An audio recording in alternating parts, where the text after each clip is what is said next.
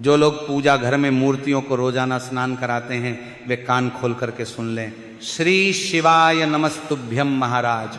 आज का यह विषय जितना साधारण दिखाई देता है उतना है नहीं, क्योंकि अक्सर हम भक्ति में कुछ ऐसे कार्य कर बैठते हैं जो हमें पुण्य के स्थान पर अनजाने में दोष की ओर ले जाते हैं। कई बार हमारी भक्ति बिल्कुल शुद्ध होती है, भावना बिल्कुल सच्ची होती है, लेकिन पूजा विधि में की गई एक छोटी सी भूल पूरे घर के वातावरण को प्रभावित कर देती है।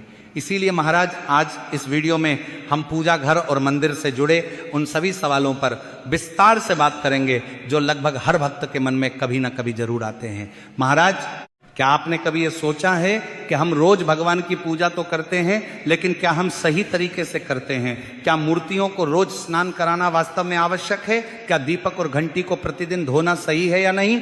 क्या दीपक से अगरबत्ती जलाना कहीं पाप तो नहीं है? क्या एक ही कमरे में मंदिर रखना उचित है? और यदि घर छोटा हो तो किन देवी देवताओं को अपने पूजा स्थान में अवश्य रखना चाहिए?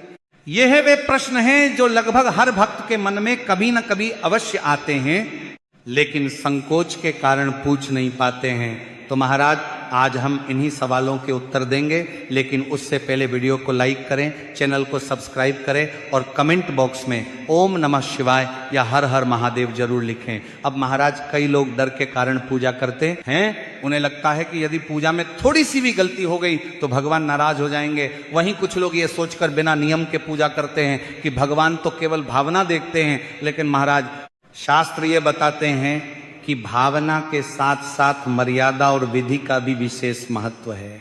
जैसे माता पिता अपने बच्चे का प्रेम समझते हैं, लेकिन साथ ही अनुशासन भी सिखाते हैं, ठीक वैसे ही भक्ति में प्रेम के साथ नियम भी आवश्यक हैं। नियम डराने के लिए नहीं, बल्कि संतुलन बनाए रखने के लिए होते हैं।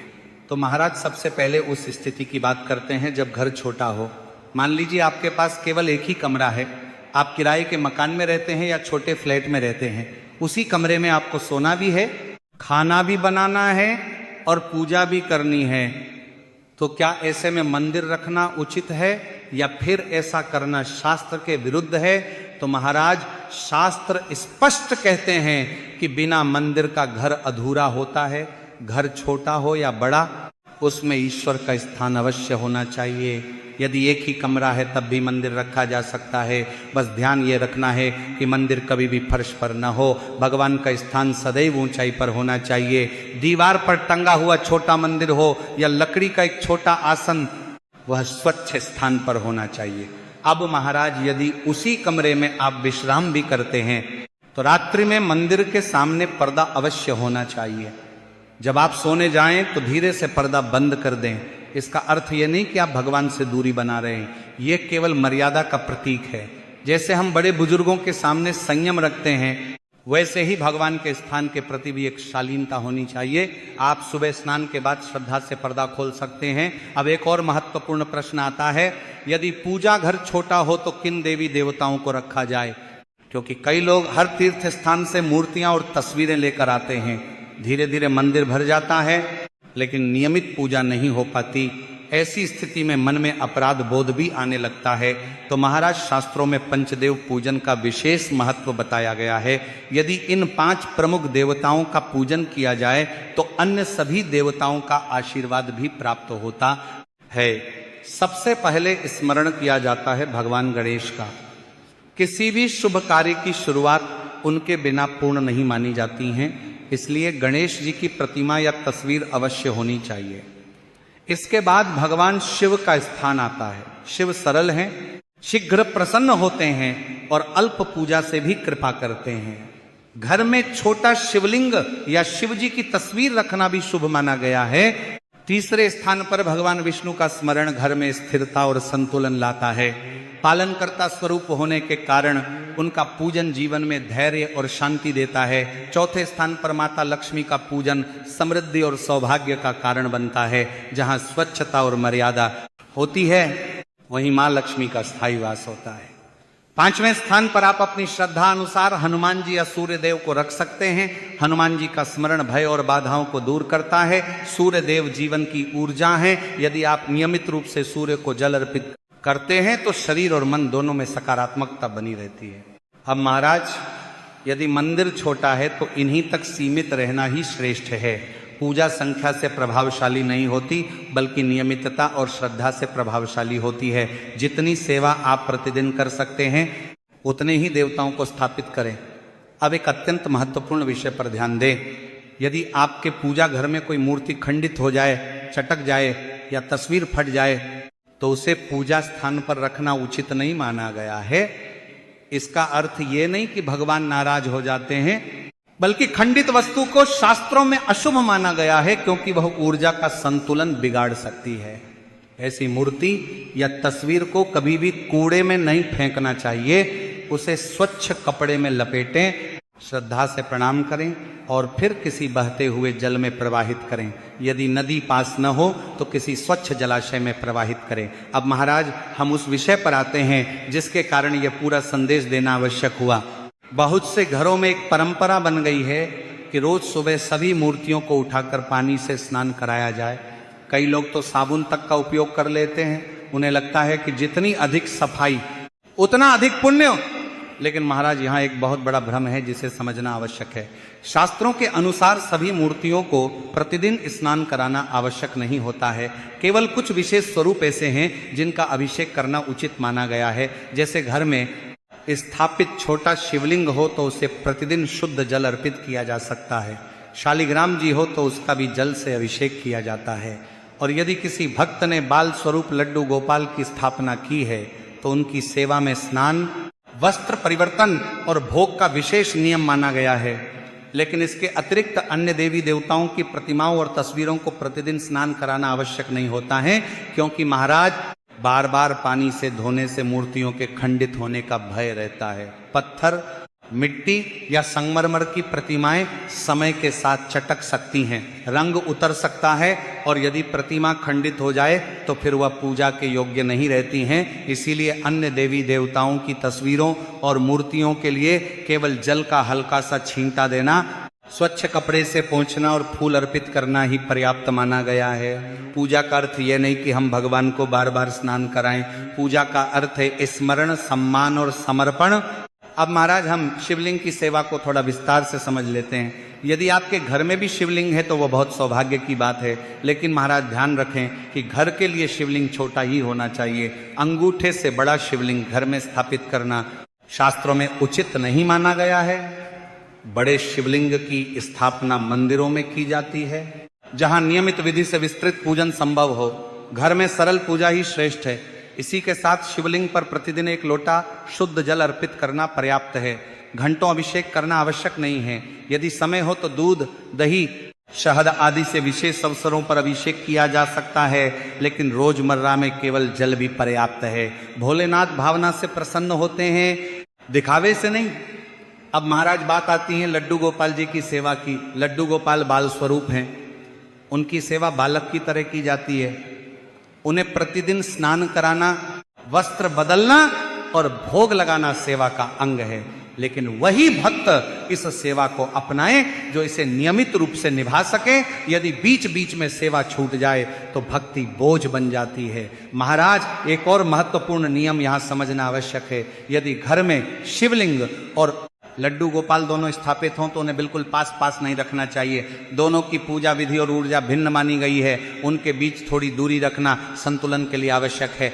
अब महाराज, दीपक की ओर आते हैं, क्योंकि दीपक पूजा का केंद्र है। दीपक केवल प्रकाश नहीं देता, वह प्रतीक है ज्ञान और चेतना का। इसलिए दीपक से जुड़ी छोटी छोटी बातों का भी विशेष महत्व है। सुबह की पूजा के समय दीपक को जल से धोना उचित माना गया है। इसका उद्देश्य रात्रि की जड़ता को दूर करना और नए दिन की शुद्धता का स्वागत करना है।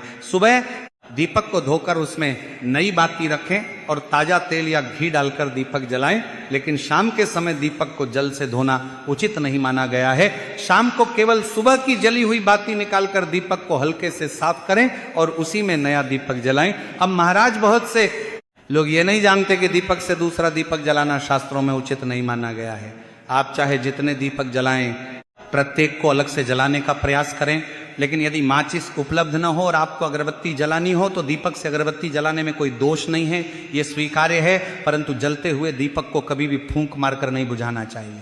दीपक को या तो स्वयं शांत होने दें या उचित विधि से बुझाएं। अब महाराज दीपक के प्रकार की भी बात कर लें। पूजा घर में पीतल, तांबा, चांदी या मिट्टी का दीपक शुभ माना गया है।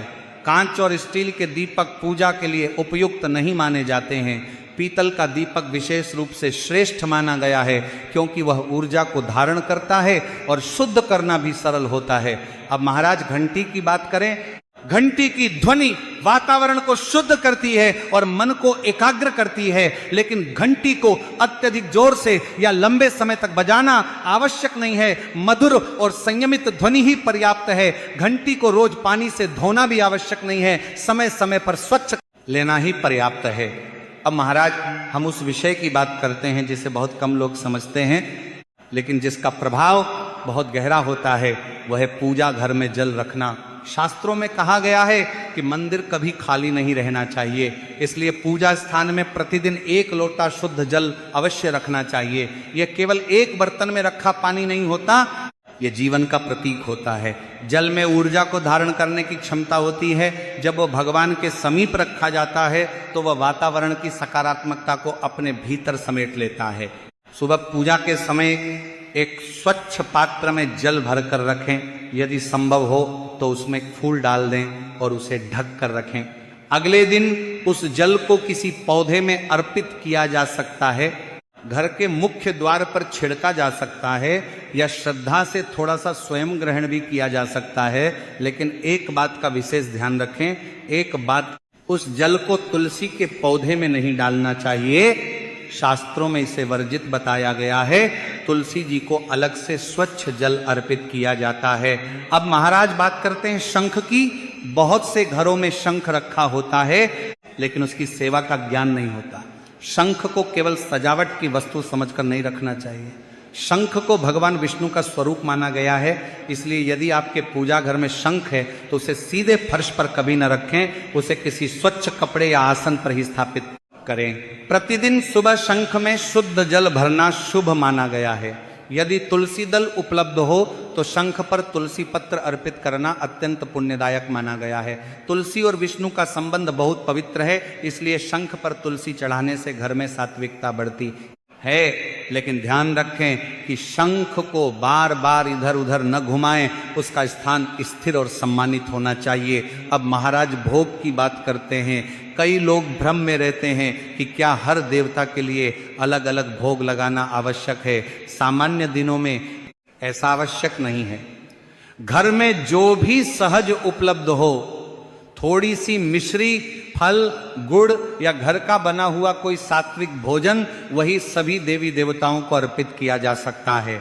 भगवान मात्रा नहीं देखते, भावना देखते हैं। भोग का अर्थ यह नहीं कि बहुत अधिक पकवान हो। भोग का अर्थ है प्रेम से अर्पण विशेष अवसरों पर, जैसे एकादशी, पूर्णिमा या किसी व्रत के दिन।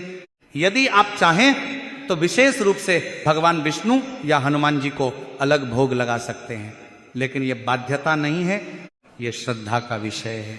भोग लगाते समय घंटी की मधुर ध्वनि करना शुभ माना गया है। घंटी की ध्वनि से वातावरण में कंपन उत्पन्न होता है, जो मन को एकाग्र करता है। अब महाराज फूलों की बात समझ लें। एक बार जो फूल भगवान को अर्पित कर दिए जाते हैं, उन्हें दोबारा धोकर फिर से नहीं चढ़ाना चाहिए। अर्पित फूल पुनः प्रयोग के योग्य नहीं रहते, उन्हें अगले दिन किसी पौधे की जड़ में सम्मान पूर्वक रख देना चाहिए। लेकिन बेलपत्र के विषय में एक विशेष नियम है। यदि बेलपत्र शिव जी को चढ़ाया गया हो और वह पूर्ण रूप से सुरक्षित हो तो उसे धोकर दोबारा अर्पित किया जा सकता है। यह शिव पूजन में मान्य होता है। इसी के साथ दीपक की बाती से जुड़ा एक और नियम जानना आवश्यक है। प्रतिदिन पूजा के बाद जो जली हुई बातियां बच जाती हैं, उन्हें इधर उधर नहीं फेंकना चाहिए। उन्हें किसी एक पात्र में एकत्र करते रहें। जब वे अधिक हो जाएं तो एक साथ जला दें। यह सम्मान और शुद्धता दोनों का प्रतीक है। अब महाराज उन लोगों की बात करते हैं जिनके पास समय बहुत कम होता है। आज के समय में जीवन की गति तेज हो गई है। लोग सुबह जल्दी निकलते हैं और शाम को थक कर लौटते हैं। ऐसे में लंबी विधियों में उलझना संभव नहीं होता। लेकिन इसका अर्थ ये नहीं कि पूजा छोड़ दी जाए। पूजा को सरल बनाइए। सुबह उठकर केवल दीपक जलाइए, भगवान को प्रणाम कीजिए और धन्यवाद दीजिए कि एक और दिन मिला। यह भी पूर्ण भक्ति है। यदि समय हो तो आरती कीजिए, यदि समय न हो तो दीपक को 5 या 7 बार भगवान के सामने घुमा दीजिए, यह भी पर्याप्त है। भक्ति को इतना जटिल न बनाए कि वह छूट जाए। सरलता ही स्थिरता लाती है। अब महाराज हम उस विषय पर आते हैं जिस पर अक्सर घरों में धीरे से चर्चा होती है लेकिन खुलकर समझाया नहीं जाता। यह विषय विशेष रूप से माताओं और बहनों से जुड़ा है। मासिक धर्म के समय पूजा के नियम, इस विषय में बहुत भ्रम है, बहुत मतभेद हैं और कई बार अनावश्यक डर भी है। शास्त्रों के अनुसार मासिक धर्म के दिनों में स्त्री को विश्राम देना ही मुख्य उद्देश्य है। यह समय शरीर के लिए संवेदनशील होता है, इसलिए इन दिनों में मंदिर के कार्यों से विराम लेने की परंपरा बनाई गई। इसका अर्थ ये नहीं कि स्त्री अपवित्र है या भगवान उससे दूर हो जाते हैं। भगवान तो सर्वव्यापी हैं, वे भावना देखते हैं, लेकिन परंपरा का उद्देश्य शरीर को विश्राम देना और ऊर्जा का संतुलन बनाए रखना है। यदि घर में कोई अन्य सदस्य पूजा कर सकता है तो इन दिनों में वही पूजा कर ले। यदि ऐसा संभव न हो तो इन दिनों केवल मन से भगवान का नाम जप करना पर्याप्त है। भगवान का स्मरण करने में कोई दोष नहीं है। नाम जप, ध्यान और प्रार्थना मन से की जा सकती है। स्वयं पर मानसिक दबाव न बनाएं। भक्ति में तनाव नहीं होना चाहिए। अब महाराज पूजा के समापन की बात करते हैं। पूजा का अंतिम और महत्वपूर्ण भाग है आरती। आरती केवल एक गीत नहीं है, वह ऊर्जा का परिक्रमा है। जब हम दीपक को भगवान के सामने घुमाते हैं तो हम अपने जीवन के अंधकार को ज्ञान के प्रकाश से दूर करने का संकल्प लेते हैं। यदि समय हो तो पूर्ण आरती अवश्य करें, लेकिन यदि समय कम हो तो दीपक को 5 या 7 बार घुमा देना भी पर्याप्त है। अब महाराज एक बात और समझ लें, पूजा दिखावे के लिए नहीं होती है। कई लोग सोचते हैं कि जितनी अधिक वस्तुएं होंगी, जितनी अधिक विधियां होंगी, पूजा उतनी ही श्रेष्ठ होगी। लेकिन महाराज पूजा की शक्ति उसकी सरलता में छिपी है। यदि पूजा भारी लगने लगे, यदि नियम बोझ लगने लगे तो समझ लीजिए कि कहीं न कहीं संतुलन बिगड़ रहा है।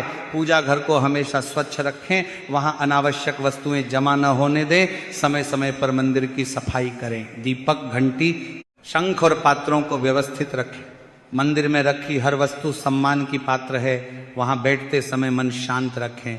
क्रोध, विवाद या नकारात्मक बातों को मंदिर के पास न लाएं। तो यदि आपको यह जानकारी उचित लगी हो तो वीडियो को लाइक करें, चैनल को सब्सक्राइब करें और कमेंट में ओम नमः शिवाय या हर हर महादेव जरूर लिखें। धन्यवाद।